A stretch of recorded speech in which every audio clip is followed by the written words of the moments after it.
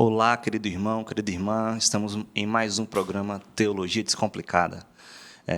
Hoje, nosso tema será um tema bastante controverso, as pessoas não conseguem entendê-lo direito.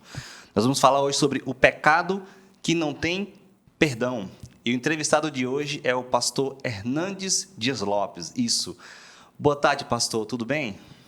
Boa tarde, Samuel. É um prazer estar aqui com você e, sobretudo, para tratar de um assunto tão polêmico, mas tão importante, tão necessário, para ajudar as pessoas a entender com clareza o que a Bíblia ensina sobre este assunto, a blasfêmia contra o Espírito Santo. É verdade, pastor. Muito se fala sobre o assunto, mas pouco é entendido sobre ele, né? E para nós darmos início à nossa conversa, eu quero que você aí que está em casa nos assistindo, deixe seu comentário, deixe de onde você está falando, qual é a cidade, qual é o estado, para que nós possamos conhecê-lo melhor e que nós tenhamos essa interação que é importante, né? Pastor, vamos começar com a primeira pergunta. E para iniciar nosso bate-papo aqui de agora, eu queria saber do senhor o que a Bíblia vai nos dizer, vai nos falar sobre o Espírito Santo. Bom, o Espírito Santo é a terceira pessoa da Trindade. Nós cremos que Deus é um só, mas subsiste em três pessoas distintas, de tal maneira que o Pai não é o Filho, não é o Espírito Santo, o Filho não é o Pai nem o Espírito Santo, o Espírito Santo não é nem o Pai nem o Filho. São pessoas distintas, porém da mesma natureza, da mesma essência. Então, você tem três pessoas da mesma natureza, com os mesmos atributos, realizando as mesmas obras, mas com particularidades específicas, né? O Deus Pai como planejador da nossa redenção, o Deus Filho como executor da nossa redenção e o Deus Espírito Santo como aplicador da nossa redenção. Cada um tem a sua área mais específica de ação, mas as três pessoas, um só Deus, agindo sempre com o mesmo propósito. E é um tema falar sobre a Trindade, né? Desde os primórdios da era cristã, né? Ali nos primeiros séculos se falava sobre isso, a questão da Trindade, né? E, de fato, o Espírito Santo é Deus. A gente olha, por exemplo, em Ananias e Safira, né? Quando Pedro vai falar assim, olha, você não pecaste a homens, mas pecaste ao próprio Deus, né? Ele estava citando ali o Espírito Santo. E é bom falar sobre isso, né, pastor? Porque o tema hoje é sobre a blasfêmia contra o Espírito Santo. Mas antes de falar sobre a blasfêmia contra o Espírito Santo, eu queria saber do senhor o que significa a blasfêmia, a palavra blasfêmia. Bom, a palavra blasfêmia, o termo, significa falar mal, difamar, ultrajar, macular a honra, dizer impropérios, atentar contra a verdade, macular o nome de alguém. Isso é blasfêmia, blasfemar. No caso do Espírito Santo, é aquele que desonra o Espírito Santo, avilta a pessoa e a obra do Espírito Santo, escarnece da pessoa e da obra do Espírito Santo, inverte a obra do Espírito Santo, afirmando que aquilo que é obra de Deus por inspiração do Espírito Santo seria realizado na força e no poder de Satanás. Isso é blasfêmia, e blasfêmia contra o Espírito Santo. E é bom falar sobre isso, né, pastor? A palavra blasfêmia, para a gente entender de forma mais minuciosa o que significa blasfemar contra o Espírito Santo. E a gente olha, por exemplo, os evangelhos vão falar sobre isso, né? Até a própria carta também, a primeira carta de João, e mais voltado para Marcos 3, de 20 a 30. Lá a gente vê o relatos sobre Jesus falando um pouco sobre o tema, né? Mas lá também a gente vê que Jesus fala algumas outras coisas. E aí, segundo o texto de Marcos, o que não é blasfêmia contra o Espírito Santo, e o senhor poderia explicar mais detalhadamente em cima desse texto, e o senhor pode utilizar outros também, não tem problema, mas o que de fato é a blasfêmia? Obrigado, Samuel, por essa pergunta. Veja bem, Há muita confusão sobre o que significa de fato o pecado da blasfêmia contra o Espírito Santo, o pecado que não tem perdão. O Dr. Billy Graham, por exemplo, no seu livro Espírito Santo, chegou a dizer que a blasfêmia contra o Espírito Santo é a pessoa manter-se incrédula até o final da vida. Não receber a Cristo como seu Salvador e fechar as cortinas da vida incrédulo. É claro que aquele que morre sem Cristo, não se arrependendo dos seus pecados e não crendo em Jesus, não tem salvação. Entretanto, não é não é a essência do que está escrito nos evangelhos de Mateus, Marcos e Lucas, que tratam do assunto, o que é blasfêmia contra o Espírito Santo. Então, blasfêmia contra o Espírito Santo não é propriamente o pecado da incredulidade, né? Segundo, não é negar a divindade do Espírito Santo, porque se fosse assim, os unitaristas jamais poderiam ser salvos, né? Os testemunhos de Jeová jamais poderiam ser salvos, e é possível que pessoas se arrependam e creiam, mesmo fazendo parte dessas seitas, elas podem reconhecer-se pecadoras e pôr a sua confiança em Cristo e serem regeneradas pelo Espírito Santo. Terceiro, a blasfêmia contra o Espírito Santo não é ateísmo.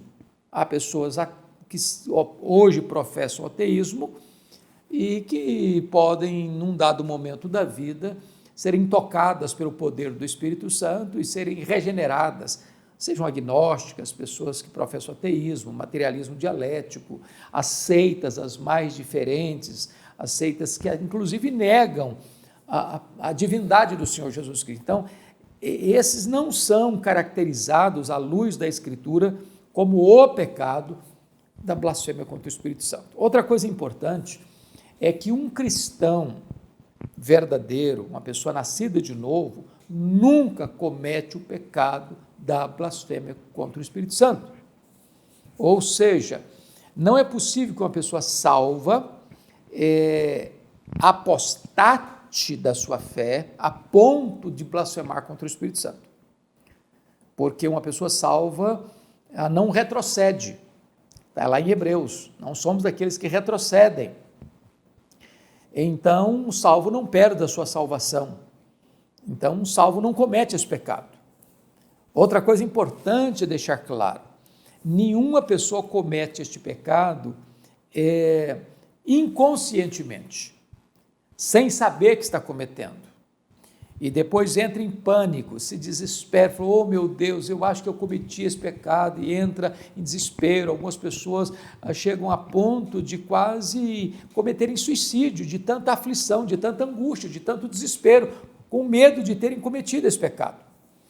Nenhuma pessoa que comete esse pecado tem qualquer quebrantamento, qualquer sentimento de culpa ou qualquer sentimento de tristeza por ter cometido esse pecado, porque esta pessoa, ela comete esse pecado deliberadamente, conscientemente, endurecidamente e não demonstra em momento algum qualquer arrependimento ou quebrantamento. Então, isso não é a blasfêmia contra o Espírito Santo. Talvez então venha a pergunta que o Samuel nos fez, então o que é a blasfêmia contra o Espírito Santo? Bom, o texto de Marcos, capítulo 3, versos 20, indo até o verso 29, vai nos informar o contexto. Primeiro, a multidão está procurando Jesus com as suas demandas de pessoas doentes, de pessoas possessas, de pessoas aflitas, e diz o texto que Jesus não tinha tempo sequer para comer. Então essa era uma agenda muito intensa, de muita ação. Aliás, Marcos trata muito da ação de Jesus, ele está sempre trabalhando, sempre agindo, ou ensinando, ou pregando, ou curando, ou libertando as pessoas cativas, né? Ele está sempre em trabalho, é o evangelho da ação.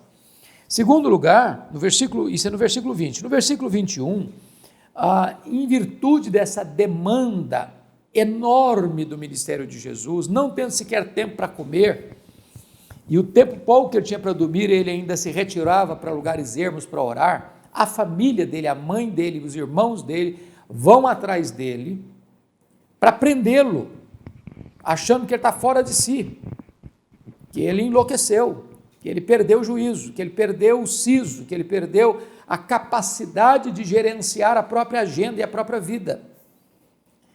E é nessa conjuntura que o verso 22 diz assim: os escribas que haviam descido de Jerusalém. Então você nota que o sinédrio era formado de saduceus, fariseus, escribas e anciãos. Os escribas eram uma espécie de elite intelectual da religião judaica, membros do partido, do grupo dos fariseus. Eles desceram de Jerusalém e diziam: ele está possesso de Beelzebu. Jesus está possesso de Beelzebu. E é pelo maioral dos demônios que ele expele os demônios. Então está aqui a essência do que é blasfêmia, porque no verso 30 está escrito, ao verso 29 e 30, mas aquele que blasfemar contra o Espírito Santo não tem perdão para sempre, visto que é réu de pecado eterno, isto porque diziam. Então note você que o próprio Jesus está dando a interpretação do que é o pecado da blasfêmia contra o Espírito Santo. E isto porque diziam, está possesso de um espírito imundo. Então veja bem, então vamos agora definir com clareza para você o que é a blasfêmia. O contexto revela para nós o que significa isso. Pessoas que conheciam Bíblia, os escribas, eram os doutores de Bíblia da época, eram os teólogos da época, eram os entendidos da época, eles manuseavam com desenvoltura a lei, os profetas, os salmos, eles conheciam a palavra de Deus, essa é a verdade, intelectualmente. E agora estão atribuindo os milagres que Jesus opera, e o contexto aqui que Jesus havia curado um surdo, mudo, endemoniado. E o homem voltou a falar, voltou a ver, e agora eles estão acusando Jesus de estar possesso, endemoniado, e de estar fazendo a obra de Deus, que é feita no poder do Espírito Santo, dizendo que Jesus está operando esses milagres pelo poder de Satanás, pelo poder de Beelzebu. Dizendo que o Espírito Santo estava, de certa forma, então, aliado a Satanás. Que Jesus tinha por trás de si um poder de ação e esse poder era satânico. Como se o Espírito Santo fosse parceiro de Satanás. Isso deliberadamente, conscientemente, por ciúmes e inveja. Então, quando alguém conscientemente, deliberadamente, endurecidamente, atribui uma obra de Cristo, feita no poder do Espírito Santo, dizendo que Jesus está endemoniado, possesso do maioral dos demônios, agindo pelo poder deste maioral dos demônios, pelo poder de Beelzebu, atribuindo a obra do Espírito Santo à obra de Satanás. Esse é o pecado que Jesus chamou de blasfêmia contra o Espírito Santo, porque diziam, está possesso de espírito imundo. Então, aqui está a essência deste pecado, que não tem perdão nem neste mundo, nem no vindouro, porque aquele que o comete é réu de pecado eterno. E que dureza, né, pastor? Pessoas entenderem a palavra, né, e chegarem a conclusões tão abomináveis, né, com relação ao próprio Espírito Santo, né? E aí, talvez, essa só deu uma introdução com relação à próxima pergunta, mas eu quero perguntar para o senhor, por que a blasfêmia contra o Espírito Santo é um pecado imperdoável? Bom, primeiramente, porque aquele que comete esse pecado o faz deliberadamente. Volto a repetir, não é um pecado de ignorância. É possível que alguém fale mal do Espírito Santo, não creia no Espírito Santo, negue a pessoa do Espírito Santo, as obras do Espírito Santo, e esta pessoa, por ignorância, faz isso. E esta pessoa ainda pode arrepender-se, crer e ser salva. No caso dos escribas, que eram esclarecidos, e por inveja, por ciúmes,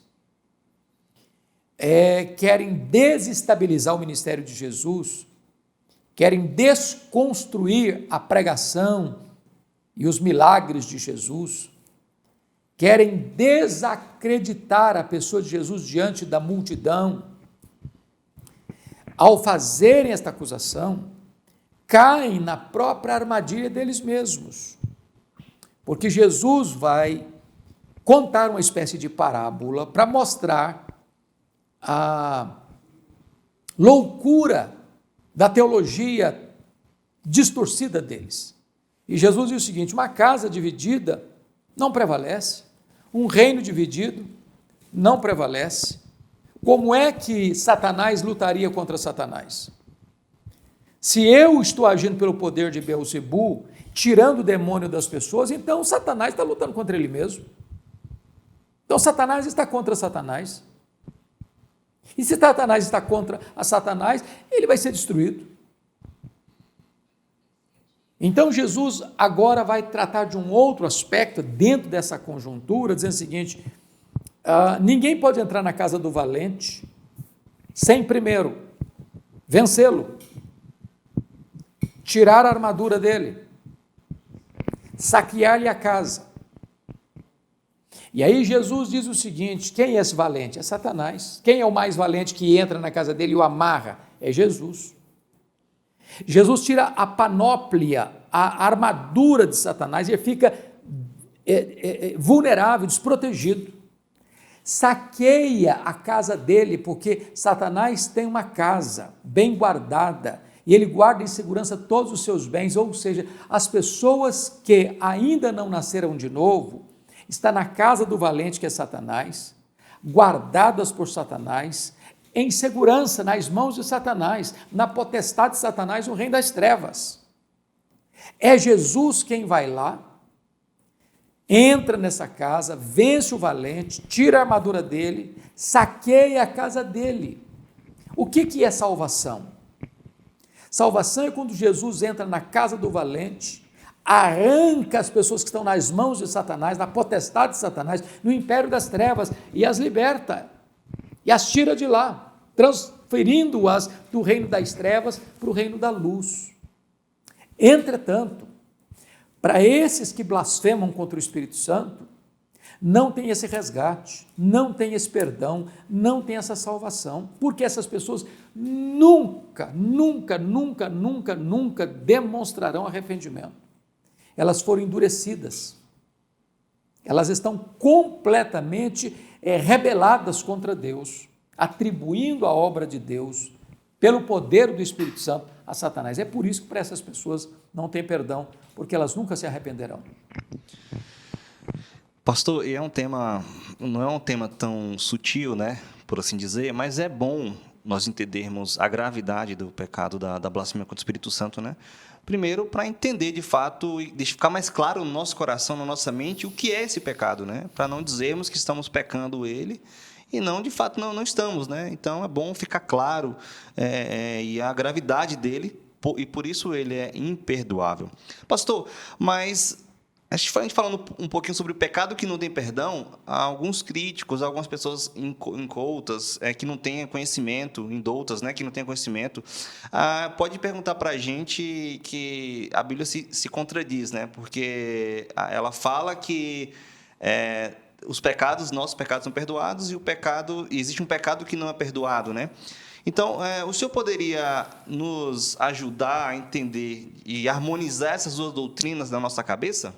Muito obrigado, Samuel, pela pergunta. Veja bem, todo pecado é perdoado, exceto a blasfêmia contra o Espírito Santo, por uma razão.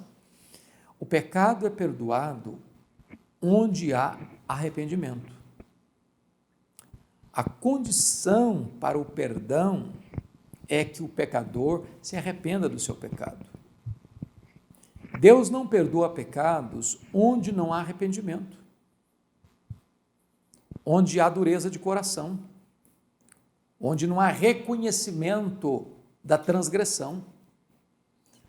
É condição sine qua non, é condição indispensável para que se receba perdão, que o pecador venha arrependido.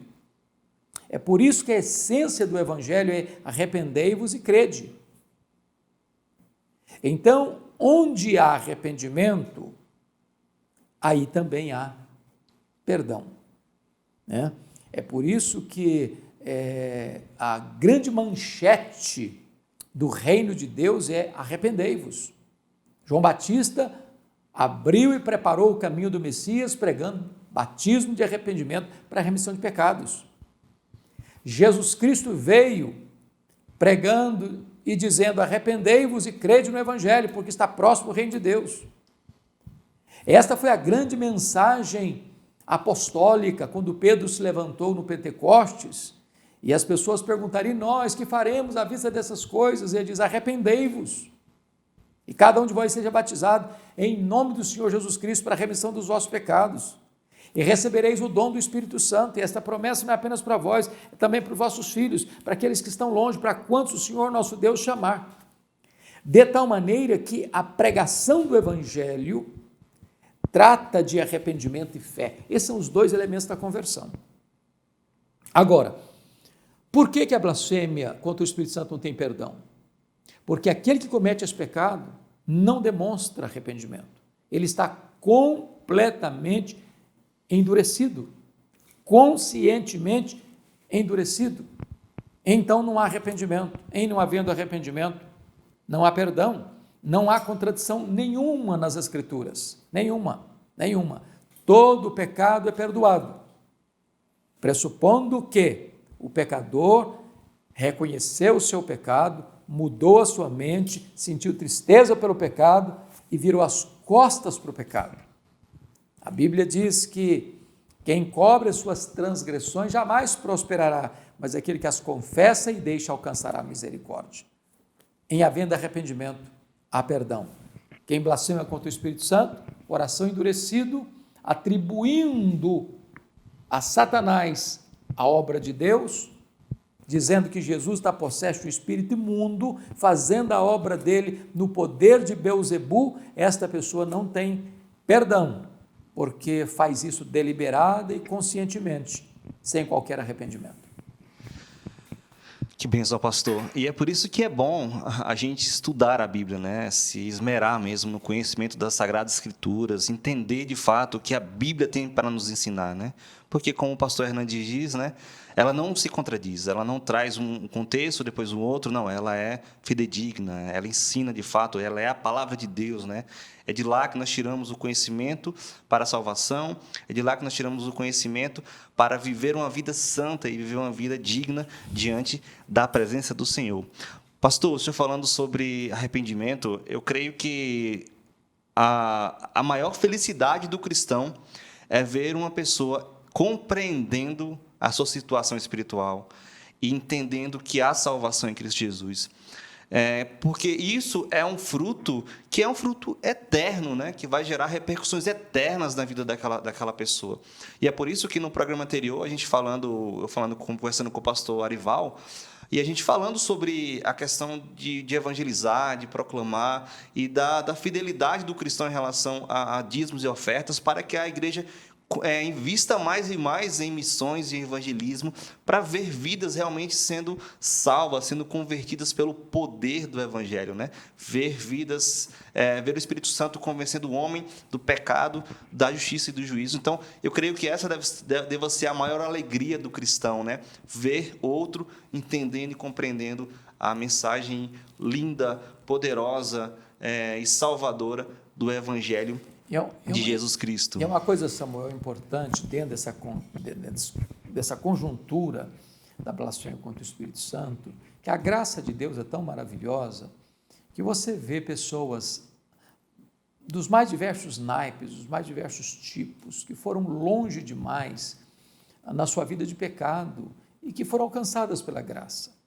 Você encontra, por exemplo, um Manassés, um homem feiticeiro, um homem que consultava os astros, um homem que chegou a sacrificar os seus próprios filhos em altares pagãos, um homem assassino que encheu Jerusalém de sangue inocente, que mandou cerrar ao meio o profeta Isaías, um homem que poluiu a casa de Deus com imagens de deuses pagãos, um homem que oprimiu o seu povo de uma forma tão cruel. Para um homem desse, tem salvação. Você pega um megalomaníaco como Nabucodonosor, um homem que truculentamente subjugou muitos povos, que matou crianças, velhos, mulheres grávidas, um homem que derramou muito sangue inocente, um homem que achava que ele era Deus, mesmo Deus usando recursos radicais, tirando esse homem do palácio e colocando no campo, houve salvação para ele. Você pega, por exemplo, um ladrão que viveu a vida toda vivendo na contramão da lei, né? E não era ladrão batedor de carteira, não. A palavra ali é lestes, é o camarada que assalta a mão armada, que tira a vida do próximo para roubar dele. E num 10º momento da vida, pregado na cruz, zombando de Jesus no começo, se arrepende ali, não, 10ª hora, no fechar das cortinas, e ele é salvo. Você pega um assassino como Saulo de Tarso, perseguidor cruel da igreja, é salvo. Você pega um comerciante de escravos, né? Um traficante de escravos, como John Newton, é salvo, escreve o hino Amazing Grace. Então, as pessoas hoje que estão afundadas no pecado mais terrível da prostituição, da imoralidade, da jogatina, da bebedeira, das drogas, da corrupção, da violência, se estas pessoas se arrependerem, a graça de Deus os alcançará. Que coisa maravilhosa! A salvação para o pior pecador. O apóstolo Paulo chegou a dizer: eu sou o maior dos pecadores, fiel à palavra e digna de inteira aceitação, que Cristo Jesus veio ao mundo para salvar os pecadores, dos quais eu sou o principal. Então, você que está aí nos assistindo, não importa quão longe você tenha ido, não importa quão profundamente você tenha caído, se agora mesmo você se arrepender e crer no Senhor Jesus, você pode ter seus pecados cancelados, perdoados, e você vai ser salvo pela graça de Deus. Que maravilhosa mensagem para a gente, né? Pastor, o senhor falando, meu pai, quando assumiu uma igreja no interior da Paraíba, uma cidadezinha chamada Juarez Távora, o senhor falando aí sobre o poder transformador do Evangelho, lá tinha um irmão chamado Irmão Gileno. Ele era um bebum, pastor, que ficava nas calçadas, jogado, casado, mas até a esposa, pra você ter ideia da gravidade, até a esposa tinha se desiludido dele, né? Ele vai ser assim para sempre. E algo extraordinário aconteceu na vida dele, né? Ele estava bêbado, jogado, tinha passado a noite no meio da calçada, perto de uma igreja, e aí as irmãzinhas do louvor lá estavam ensaiando, né, para o culto à noite.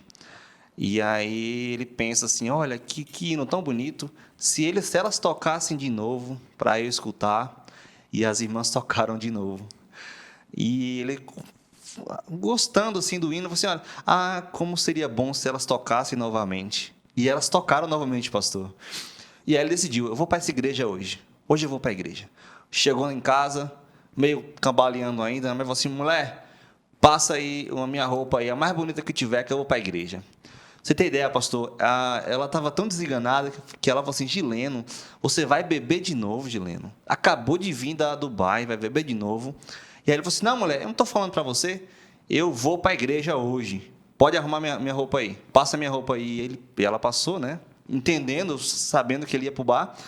E ele foi para essa igreja, pastor. E ele foi convertido pelo poder do Evangelho. Quando meu pai saiu de lá, ele não ficou tomando conta mais daquela igreja. Quem ficou tomando conta da igreja? O irmão Gileno. O poder transformador do Evangelho. Eu acho isso extraordinário. Ver como Jesus pega homens, pega mulheres desenganadas pela sociedade, pelas pessoas, pelos familiares até, e puxa para ele e fala, esse é meu. Esse vai ser instrumento poderoso nas minhas mãos. Isso é extraordinário. Eu não vejo isso em outra religião, mas o poder do Evangelho que transforma vidas, que faz aquele homem desenganado ser o instrumento de Deus naquela igreja ali. Eu fico impressionado com o poder do Evangelho, pastor. Mas voltando um pouco para o nosso tema, o senhor falou um pouquinho, mas só quem blasfema contra o Espírito Santo é quem não crê nele, ou o cristão ele pode sim blasfemar contra o Espírito Santo? Por que eu faço essa pergunta, pastor? Porque existem muitos irmãos e irmãs que pensam ter feito isso. E aí eu queria que o senhor esclarecesse isso para a gente, para deixar essa mensagem no coração dos nossos irmãos e irmãs, de fato crentes em Cristo Jesus. Muito obrigado, Samuel. Eu já dei uma pincelada no começo sobre este assunto, mas gostaria então de voltar e deixar isso mais claro. Veja bem, quem comete esse pecado aqui, narrado nos evangelhos, são os escribas e os fariseus. Marcos está falando dos escribas, os outros evangelistas falam dos fariseus. Ou seja, os escribas eram um grupo dentro do grupo maior dos fariseus. Os escribas eram uma espécie de os estudiosos dentre os fariseus. Os fariseus eram aquele grupo religioso mais restrito, mais radical, mais zeloso, entre aspas, da lei, mas que foi substituindo a forma, a essência pela forma, e começou a desenvolver uma espiritualidade que hoje nós chamamos de farisaica, de aparência, de fachada, com muitos véus, né, com muitas máscaras, e de repente eles demonstravam em público uma espiritualidade muito bonita, mas Jesus chamou-os de sepulcros caiados, muito bonito por fora e podres por dentro. Bom, preste atenção que as pessoas então que cometeram esse pecado relatado aqui nos evangelhos eram pessoas cultas, tinham conhecimento, mas não tinham conversão. Conversão. Então, primeira coisa, não é um pecado de ignorância. Eu não sabia. Não, as pessoas sabem. Quem comete, sabe o que está cometendo. Não é um pecado de ignorância.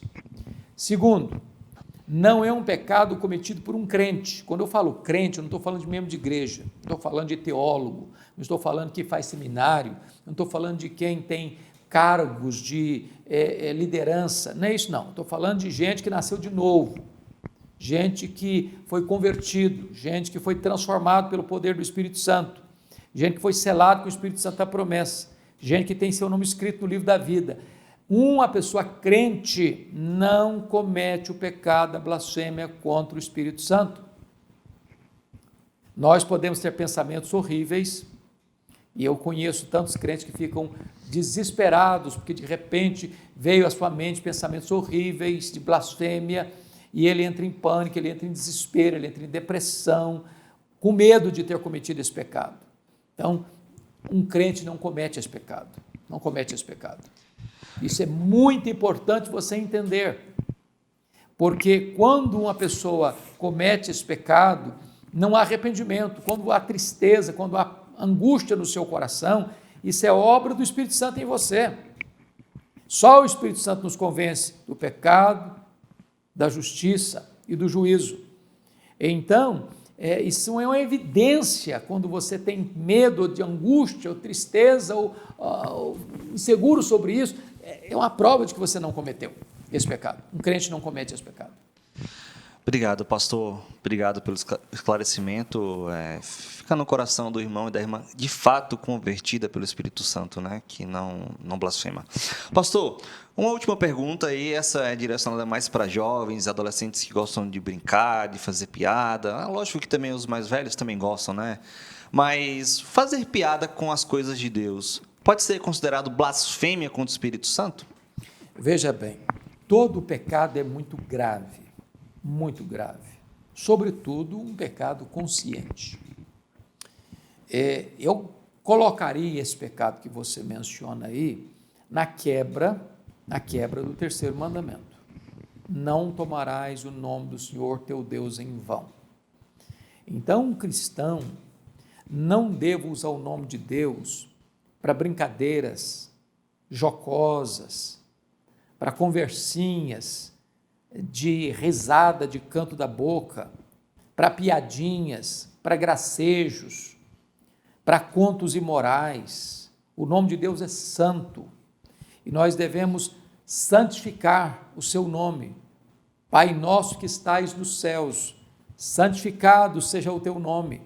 Então nós devemos, Deus não pode ser mais santo do que Ele é santo no sentido pleno, maiúsculo e superlativo, mas com as nossas palavras, com as nossas atitudes, nós devemos levar as pessoas que convivem conosco, que se relacionam conosco, a compreenderem quão santo Deus é. Embora isso que você mencionou não se configure como blasfêmia contra o Espírito Santo, e não é, mas não deixa de ser um pecado gravíssimo, do qual precisamos nos arrepender se estamos cometendo. O nome de Deus é santo e não deva ser associado em coisa alguma que não seja compatível com a sua natureza. Está escrito lá em Jeremias 15:19, se tu te arrependeres, eu te farei voltar e estarás na minha presença. Se apartares o precioso do vil, serás a minha boca. O que é santo não pode estar associado ao vil. O santo precisa ser separado do vil, se nós queremos ser boca de Deus. Obrigado, pastor, por esses esclarecimentos. De fato, a gente não pode brincar, né, com as coisas de Deus, não pode brincar com as coisas que de Deus, o nome de Deus. A gente tem que realmente respeitá-lo, né, e entender que Ele é santo, santo, santo. Ele é santíssimo, né, o termo em hebraico, o santo, santo, santo quer dizer santíssimo, né. Pastor, estamos chegando no final, muito obrigado, foi uma honra para nós ter o senhor aqui hoje falando sobre esse tema de extrema relevância para a vida do cristão. E aí eu queria que o senhor deixasse uma mensagem final, algumas considerações finais sobre o tema. O senhor pode trazer alguma aplicação aí para a nossa vida, né? Fique à vontade, tá bom? Muito obrigado, Samuel. Bom, a primeira coisa é sermos muito gratos a Deus, porque por sua bondade, por sua graça, Ele nos alcançou. Nós não temos nenhum mérito, não temos nenhum predicado em nós mesmos que nos recomende à graça de Deus. Você e eu fomos alcançados pela graça, pela bondade, pela misericórdia de Deus. Não há mérito em nós. Então, nós devemos ser muito gratos a Deus por tão grande salvação que nós recebemos. Segundo lugar, nós devemos honrar a este Deus que nos salvou, exaltá-lo, glorificá-lo, adorá-lo, porque Deus formou um povo para si, zeloso de boas obras, um povo para o seu louvor. O fim principal da sua e da minha vida é glorificar a Deus, é desfrutar da presença de Deus, é nos deleitar em Deus. Deus é melhor do que as suas próprias dádivas.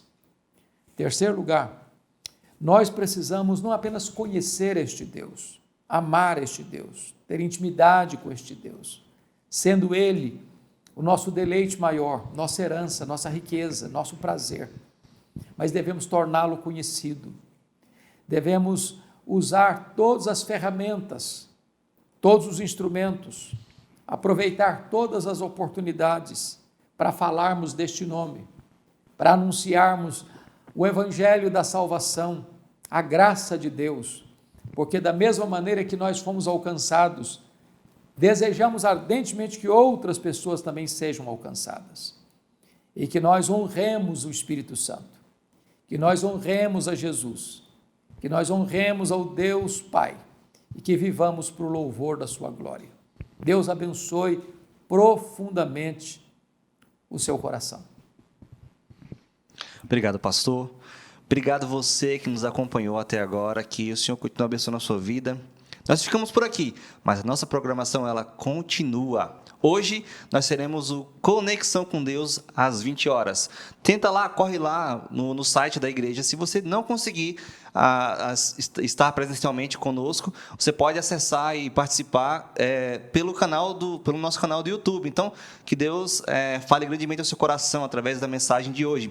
E não se esqueça, amanhã, às 10 horas, teremos o Manhã IPP com a Lídia Dickel e com o Pedro Cera. Que o Senhor abençoe a sua vida e essa semana seja semana abençoada e que você possa ter várias oportunidades para falar do Evangelho para outras pessoas que estão carentes de ouvi-lo. Deus abençoe. Tchau, tchau.